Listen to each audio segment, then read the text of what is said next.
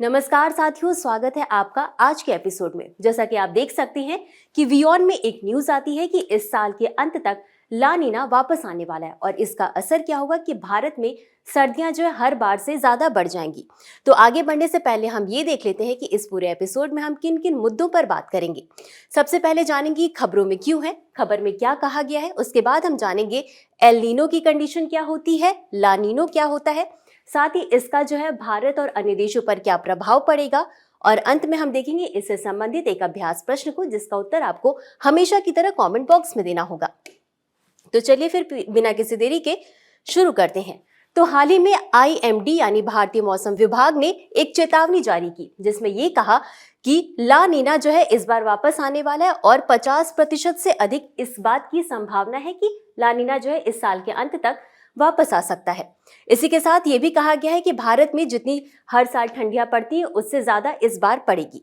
हालांकि जलवायु परिवर्तन जो है इसके प्रभाव को कमजोर कर सकता है, तो ये 50% अभी संभावना है। बाकी देखते हैं इस साल के अंत तक कंडीशन कैसी रहती है। तो अब इसी के साथ आगे बढ़ते हैं और एल नीनो और ला नीना समझने के पहले हम ये समझ लेते हैं कि जो नॉर्मल कंडीशन होती है वो क्या होती है। तो आप ये नॉर्मल कंडीशन में हम देख सकते हैं ये आपका जो है वो पूर्व का एरिया है जिसमें आपका साउथ अमेरिका वाला एरिया आता है और आपका इधर पश्चिमी एरिया है जिसमें ऑस्ट्रेलिया, एशिया और इंडोनेशिया आएगा।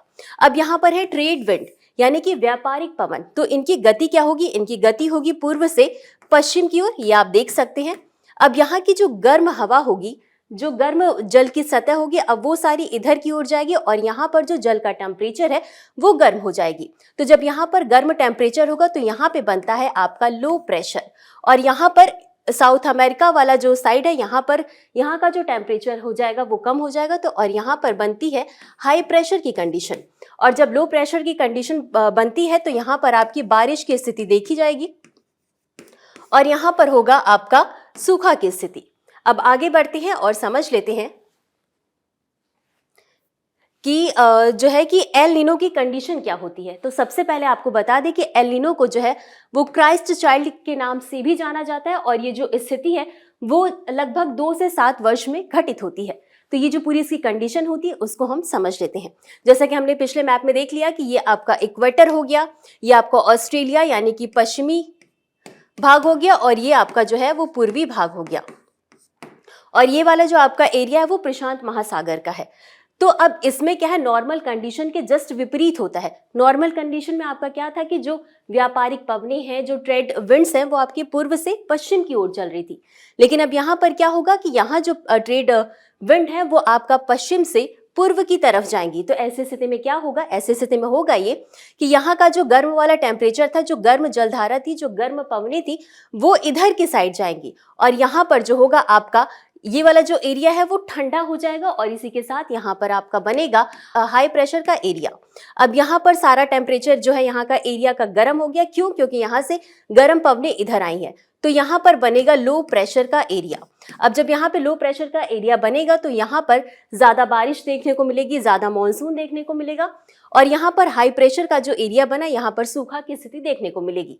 तो ये जो हाई प्रेशर है यानी कि ये जो आपका एल नीनो की कंडीशन है वो जनरली भारत के लिए अच्छी नहीं मानी जाती है, क्योंकि जब ऐसी स्थिति आती है तो भारत में सूखा की स्थिति देखने को मिलती है।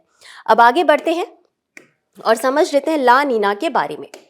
ला नीना जो है वो एल नीनो का जस्ट विपरीत होता है। आप मान सकते हैं कि जो नॉर्मल कंडीशन होती है वैसा ही लगभग होता है। ये आपका हो गया इक्वेटर और ये आपका हो गया पश्चिमी एरिया और ये आपका जो है वो पूर्वी एरिया हो गया और ये जो हो गया आपका पश्चिमी एरिया हो गया। अब यहाँ पर जो ट्रेड विंड है यानी कि जो व्यापारिक पवनें हैं इनकी जो गति है वो काफी तेज होगी। अब आप देख रहे हैं कि यहाँ से जो है वो पूर्व से पश्चिम की तरफ हवाएं जा रही हैं तो ये काफी दूर तक जा रही है, इनका विस्तार जो है वो काफी दूर तक देखने को मिल रहा है। तो यहाँ पर जो एरिया है वो ज्यादा गर्म होगा, इनका विस्तार ज्यादा होगा और यहाँ पर जब गर्म एरिया हो गया तो यहाँ पर आपका होता है लो प्रेशर और यहाँ का जो पूरा एरिया है वो ठंडा हो गया साउथ अमेरिका तक का, तो यहाँ पर आपका होगा हाई प्रेशर। जैसा कि हमने समझ लिया है कि लो प्रेशर होता है तो बारिश, मानसून ये स्थिति अच्छी मानी जाती है और जब हाई प्रेशर होता है तो यहाँ पर आपकी सूखा की स्थिति देखने को मिलती है। तो अब ये वाली जो स्थिति है वो भारत के लिए अच्छी मानी जाती है, क्योंकि इसकी वजह से जब लो प्रेशर बनता है इधर बारिश की स्थिति देखने को मिलती है, जिससे कि हमारी कृषि को काफी फायदा देखने को मिलता है। अब हम आगे बढ़ते हैं और समझ लेते हैं कि ये जो हमारा ला नीना और एल नीनो है, इसका जो है वो प्रभाव क्या पड़ता है। एक बार हम इसको रिवाइज कर लेते हैं। तो एक बार हम क्राइटेरिया को देख लेंगे, फिर ला नीना और एल नीनो को समझ लेंगे। तो अगर हम बात करते हैं ला नीना की, तो ला नीना में सी सरफेस टेम्परेचर क्या होगा, जो नॉर्मल कंडीशन होती है उससे ज्यादा ठंडा होगा। अगर ट्रेड विंड्स की बात करें तो जो यूजुअल होती है ट्रेड विंड, उससे ज्यादा तेज होंगी, यानी उससे ज्यादा स्ट्रॉन्गर होंगी। Rainfall in India stronger, monsoon होगा, मोर रेन होगा, यानी कि ये जो भारत में इससे मानसून अच्छा खासा देखने को मिलेगा, तो ये स्थिति अच्छी मानी जाती है। अगर वेदर इंपैक्ट की बात करें तो आपका साउथ अमेरिका में सूखे की स्थिति पड़ेगी, क्योंकि यहाँ पर आपका जो है हाई प्रेशर बन रहा था, और इसके साथ ही हैवी रेन होगा ऑस्ट्रेलिया में इसलिए क्योंकि यहाँ पर आपका लो प्रेशर बन रहा था। अब ग्लोबल इफेक्ट की बात करें तो कूलर ग्लोबल टेम्परेचर होगा, यानी कि टेम्परेचर जो है वो ठंडा होगा। अब इतना हमने समझ लिया ला नीना के बारे में। अब जान लेते हैं एल नीनो के बारे में। तो सी सरफेस टेम्परेचर इसका जस्ट अपोजिट होगा, यानी कि वार्मर देन नॉर्मल, यानी नॉर्मल से ज्यादा गर्म होगा। ट्रेड विंड्स की बात करें तो वीकर और रिवर्सल होगा, जैसे कि हमने देखा था कि जो नॉर्मल कंडीशन होती है उसके विपरीत होता है।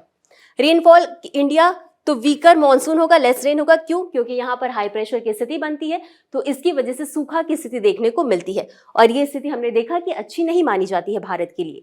वेदर इंपैक्ट की बात करें तो सूखा होगा ऑस्ट्रेलिया में और इंडिया में, और जो आपका साउथ अमेरिका वाला एरिया है वहां पे लो प्रेशर ज्यादा बढ़ेगा, तो वहां पर बाढ़ जैसी स्थिति भी देखने को मिल सकती है।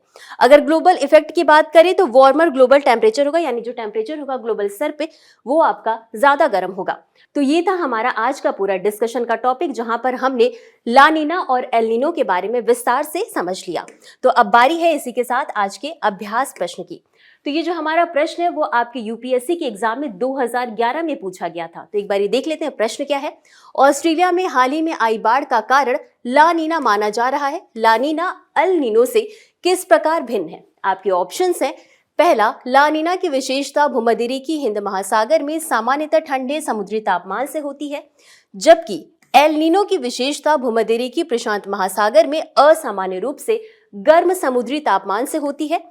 और जो आपका दूसरा ऑप्शन है वो ये है कि एल नीनो का भारत के दक्षिण पश्चिम मानसून पर प्रतिकूल प्रभाव पड़ता है, लेकिन ला नीना का मानसूनी जलवायु पर कोई प्रभाव नहीं पड़ता है। उपर्युक्त में से कौन सा या कौन से कथन सही है या सही है? आपके ऑप्शंस हैं ए केवल एक, बी केवल दो, सी एक और दो दोनों, डी न तो एक और ना ही दो। तो इस प्रश्न का उत्तर आपको हमेशा की तरह कमेंट बॉक्स में देना है। आज के लिए बस इतना ही। धन्यवाद।